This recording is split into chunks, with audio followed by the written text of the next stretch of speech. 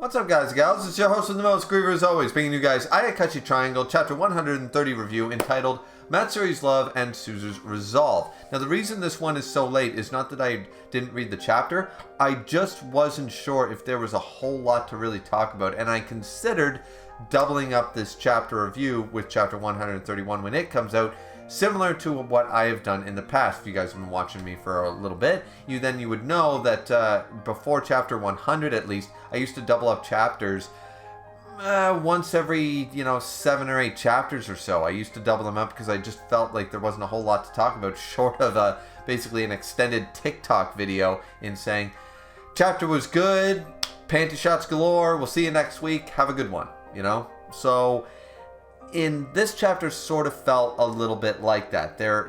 But at the same time, if chapter 131 has a lot to talk about, which potentially it does, then I don't want to, double them up necessarily. So this review, other than that explanation, is going to be very short. Chapter I don't really know if I like the chapter. Okay? I'm going to be real with you. Like, the end part of the chapter, Suzu's resolve, actually makes sense from a character standpoint, and that's fine. And the idea of that the Gogyo-sen are going to be using the Io of Desire, Lippy.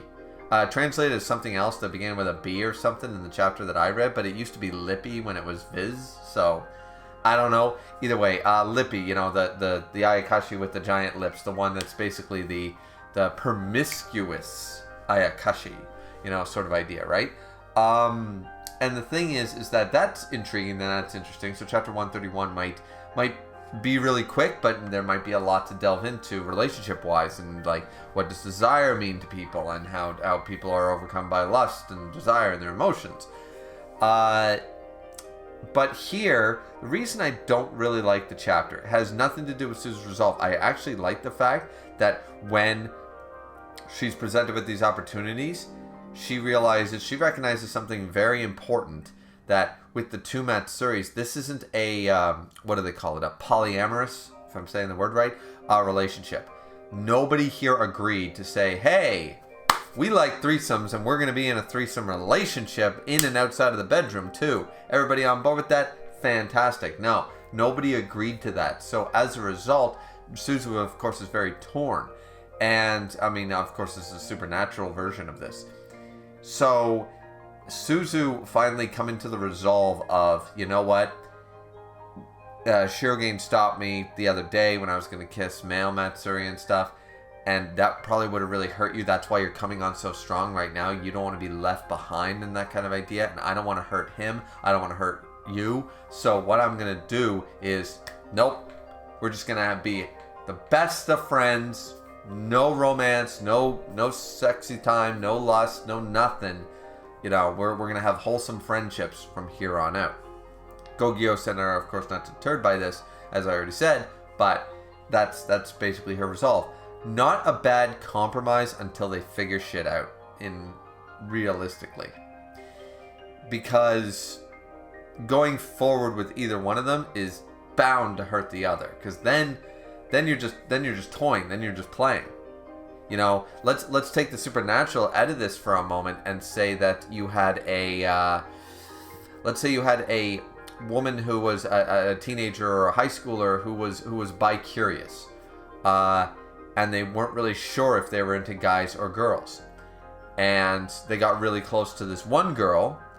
But then they realized that, they always thought they were supposed to like boys and stuff like that. And then, so all of a sudden, the one they always had a crush on asked them out on a date. Now this person, so this is, of course, I'm describing the same situation, but let's put it in realistic terms.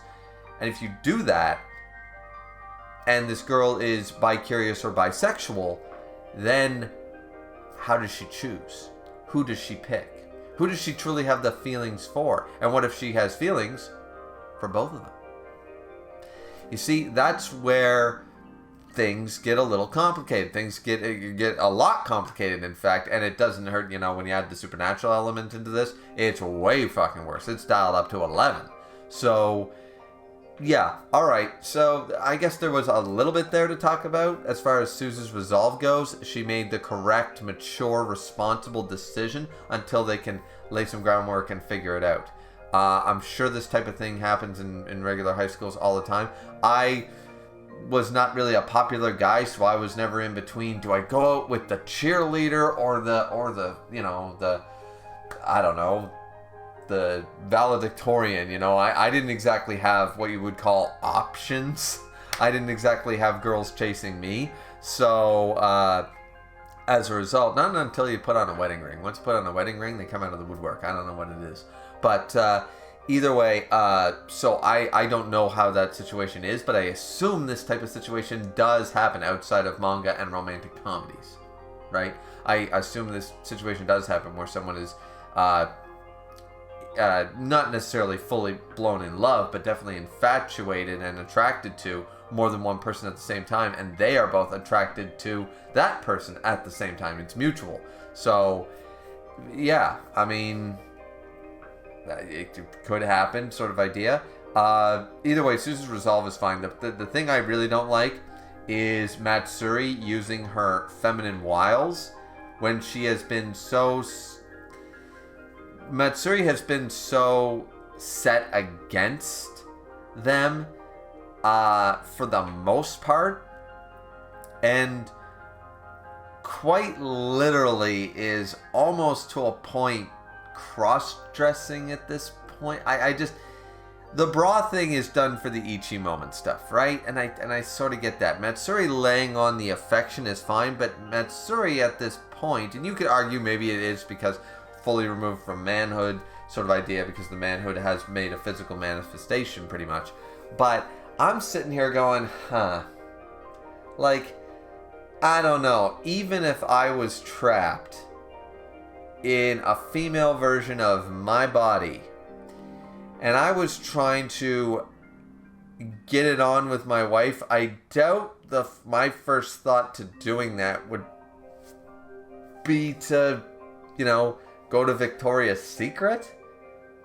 Like, at the end of the day, I'm still a guy. Like, I don't know. Like, I found that situation was more for, and it sort of took me out of the moment. This was more for just to have the Ichi moments, rather than character-wise is bad. Now, you can make the argument that, of course, eventually gave up the fudoshi, or however you pronounce it, right? And started wearing actual female undergarments. That doesn't mean that Matsuri all of a sudden said, that was more of a comedic version, but like the idea of actually wearing female undergarments while being female was more of a personal thing, and it had nothing to do with I just find that since we actually had that chapter where he was so attached to, no, I'm not going to wear panties, I'm going to wear this and this because I'm still a man, I'm still a guy, and holding to that. And we've had many chapters and different storylines or character lines talking about this, that at the end of the day, he's still a guy and wants to be a guy. Even if he's comfortable in the form he's been in for months, it doesn't mean that this is the form he's meant to stay in, or this is the form he wants to be in. So the fact that he's actually using the whole sitting next to Suzu on the bus, close contact, being affectionate, all that stuff, that's all good. Male and female both do that. But literally using her straight up feminine, not male, but feminine sex appeal to get to Suzu felt out of character for Matsuri for me.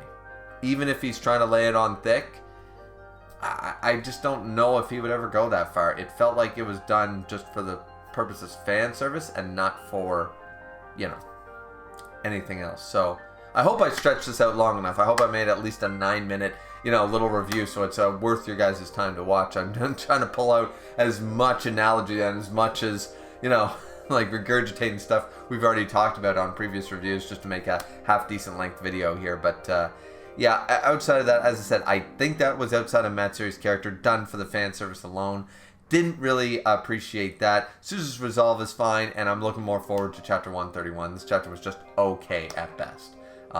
But what do you guys think? Let me know down in the comment section down below. Don't forget to like, comment, and subscribe. And we'll see you guys back here next time, hopefully a little sooner and more up to date with chapter 131 of Ayakashi Triangle. Looking forward to it. Sayonara, everybody.